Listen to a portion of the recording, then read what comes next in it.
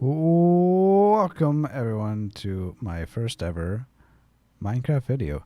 I've never made one of these before, so I thought it would be a good idea to start out with just a little intro to what I've been doing. If you watch my Twitch streams a lot, you kind of know what's going on here. And you may also realize that I'm wearing a new skin. I'm in a new skin. I hope you guys like it. The eyes, the big eyes there, that is inspired by the one and the only Mr. B00. I really like him. He's one of my favorite, if not, he's probably, okay, he's my favorite Minecraft YouTuber. You should definitely go look at him up. B00 100, I believe, is his actual YouTube name. Now, so the point of this video is to explain to you in brief what this system does.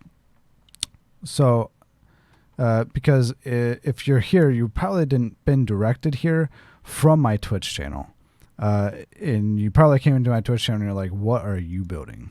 What is this thing? And yes, this is all one big system. It uses binary for your X and your Y coordinates because this is a giant storage system. Each one of these is a module that holds one single item, and so it needs to know where it's going, so it has to have location by X and Y, and wherever they cross, that is the module that it needs. So the module, what these things do, each one of these is the same. It basically stores all the items through a series of chests. It knows how much is in the system. It knows if the system is low, if the system is high, and it will give out error messages by that. You have the coordinate binary bus there, or the locator binary bus is what I call it. You have lines here that come and that will request either a single item or a stack of items, and you can request as many stack items as you want at a time. If you hit the button 10 times, it'll request back 10 stacks. The items, they flow through here, through a water, and it goes to the center there, and it will be redirected 3 different ways, either to chest, up to a penthouse, which there'll be a city on top of this. After I build this whole thing in my survival world, I'll end up building a giant city on top of it, and there'll be all the farms around, and that's why I'm building the storage system there, because there'll be all the farms around, and they will need items, which is an auto request system, so they can send out a cart to get items back to go up and do whatever it is that farm is doing. And over here, there will end up being a dump system so that all the farms that are making and producing items that will need to go into the system can just go dump into the system, and then they'll be delivered.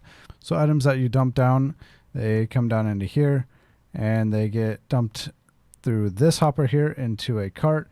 The cart takes up all the items up into there, and they all get sorted out. You can also dump shulkers in there.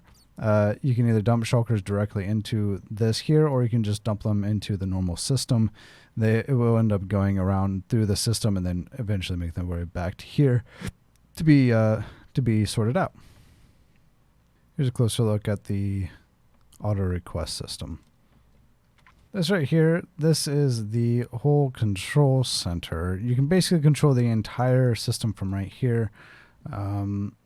This is probably the only thing that is away from there as far as actual controls, which this just shuts the auto request system on or off. You have to have key 1 and key 2 in there in order to shut it off, because otherwise this button will not work.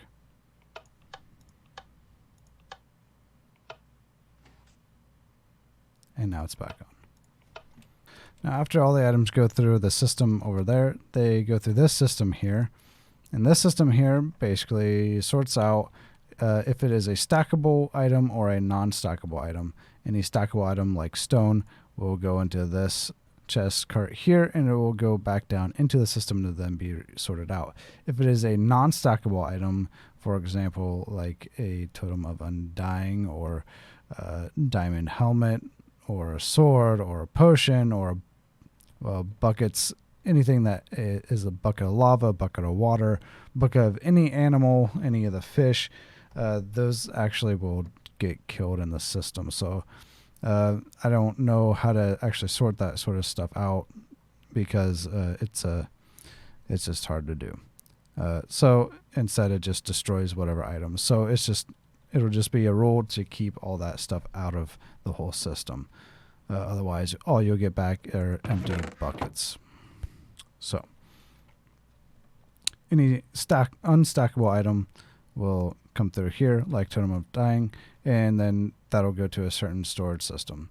So this system up here also sorts out if it is a shulker box or not. And so the shulker boxes then come down here, and this sorts out if that shulker box has items in it or does not have items in it. If it does not have items in it, it'll go to a shulker box storage system. And if it does have items in it, it'll be pumped back down to here to the auto unloader for the shulkers that I just showed you.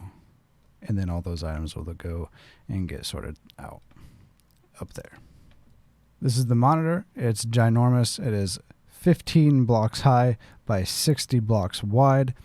So that is a grand total of 900 pixels. Each lantern is its own individual pixel, which is unique to the system. You don't see this sort of thing very often because, as you can see, it is a very complex, and in order to automate it, ends up being a very large thing of Redstone. Yeah, this is all the memory here. This contains memory of saying if it is an error or if it is a request of a certain item. This here is all the letters. Let's see. This here is all of the numbers. And this here contains all of the faults, whether if the system is high, which would be this one, or low, which would be this one. And this sorts out what errors happen so that it displays the right proper thing. There are 5 different errors that can happen. There can be multiple carts in the auto request system. A system can be high, a system can be low. A system can be high or low, which would be multiple things gone wrong, or there can be multiple modules low or multiple modules that are high.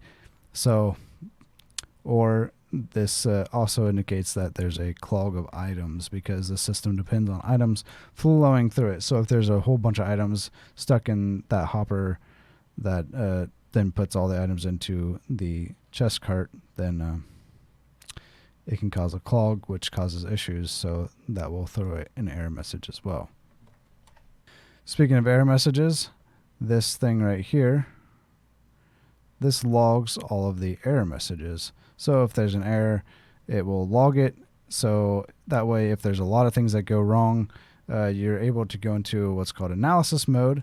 And under analysis mode, you're able to go back, look at all the messages that had happened and what sequence.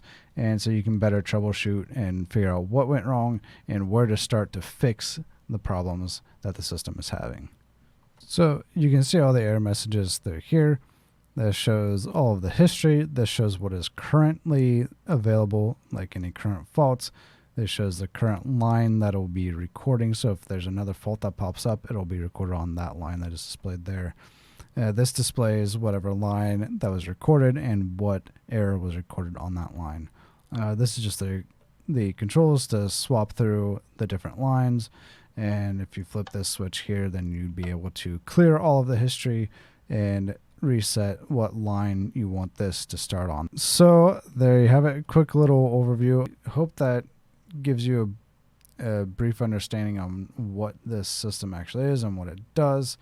So yeah, any other questions, just stop by the Twitch channel or leave a comment and I'd be happy to answer. So see you on the next one. Bye.